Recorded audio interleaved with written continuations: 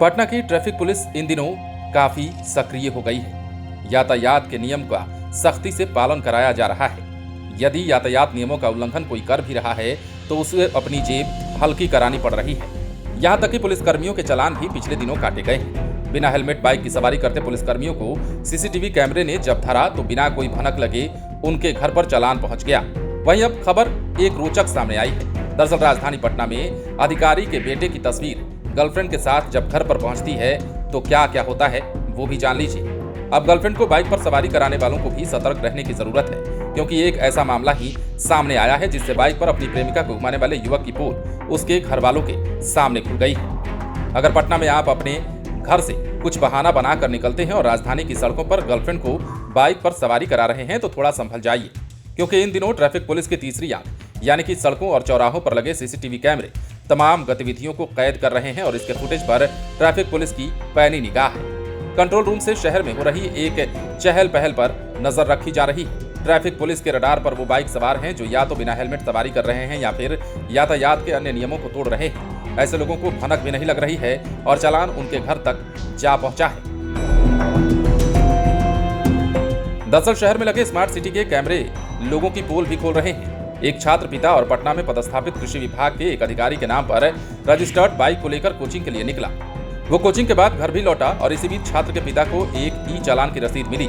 चालान 1000 का था और दिए गए फोटो में छात्र गंगा पथ पर बाइक चला रहा था और उसके पीछे बिना हेलमेट के एक लड़की बैठी हुई थी। ये फोटो देखकर कृषि अधिकारी चौंक गए। ट्रैफिक पुलिस ने पिछली सीट पर बैठी लड़की के पास हेलमेट नहीं होने के कारण 1000 का चालान कृषि पदाधिकारी को इसलिए भेजा गया क्योंकि बाइक उनके नाम पर थी और उनका ही मोबाइल नंबर दर्ज था। जब घर में चालान आया तो पहले तो कृषि अधिकारी को लगा कि किसी दूसरे का चालान उन्हें भेज दिया गया है, लेकिन जब गौर से देखा तो उनकी ही बाइक थी। इसके बाद छात्र की करतूत की जानकारी पिता को हो गई। एक तरह से सीसीटीवी कैमरे ने बेटे की पढ़ाई के नाम पर गर्लफ्रेंड को घुमाने की पोल खोल दी। इसके बाद पिता ने बेटे को डांट पिलाई और बाइक की चाबी अपने कब्जे में ले ली। हालांकि बाद में काफी मिन्नत के बाद पिता ने बेटे को चाबी लौटा दी और उसके केवल पढ़ाई पर ध्यान देने की नसीहत भी दी। पटना में स्मार्ट सिटी कैमरे लगने के बाद कुछ लोगों ने चालान कटने से बचने के लिए अपने बाइक के नंबरों में छेड़छाड़ भी शुरू कर दिया है, जिस खबर को हमने आपको बताया भी था। नंबर पर कुछ साट देना या फिर उस पर गोबर या मिट्टी लगाकर छुपाने का प्रयास किया जा रहा है। ये खुलासा उस समय हुआ जब ट्रैफिक पुलिस ने 2 दर्जन से अधिक ऐसे वाहनों को जब्त किया जिनके नंबरों में छेड़छाड़ की गई थी।